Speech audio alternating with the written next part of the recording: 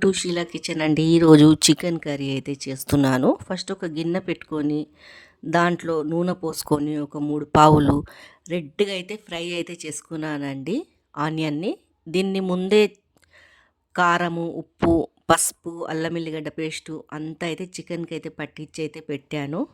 ఇది చపాతీలెంబడి మన పూరీలెంబడి చాలా బాగుంటుందండి ఈ చికెన్ కర్రీ అయితే.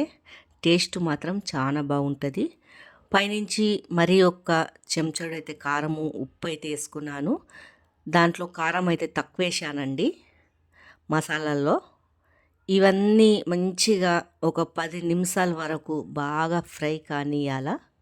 తర్వాత మూత పెట్టేసి మరొకసారి మూత తీసేసి ఒక 3 టమాటాలు, కొద్దిగా కల్లేమాకు వేసేసుకున్నాను. ఇదంతా మంచిగా కలబెట్టుకుంటున్నానండి. ఇదంతా బాగా కలబెట్టుకొని సిమ్ము మంట మీద మూత పెట్టి పెట్టేస్తున్నాను. తర్వాత టమాటాలు అయితే మెత్తగా ఉడికిపోతుంది. నీళ్ళు గిట్లా ఏం పోస్తలేను. నీళ్ళు పోస్తే బాగుండదు చపాతీలకి. ఇట్లా బాగా గ్రేవీలాగా ఉంటుంది. ఇలా గరం మసాలా అయితే వేసేసుకున్నాను.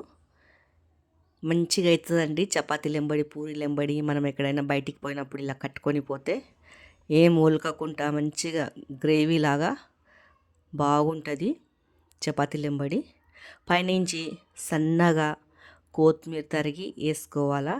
ఈ కర్రీ మీకు నచ్చినట్లయితే లైక్, సబ్స్క్రైబ్ అయితే చేయండి, సపోర్ట్ అయితే చేయండి. ఫుల్ వీడియోలో మంచి మంచి రెసిపీలు అయితే ఉన్నాయి, చూసి వాచ్ అయితే చేయండి.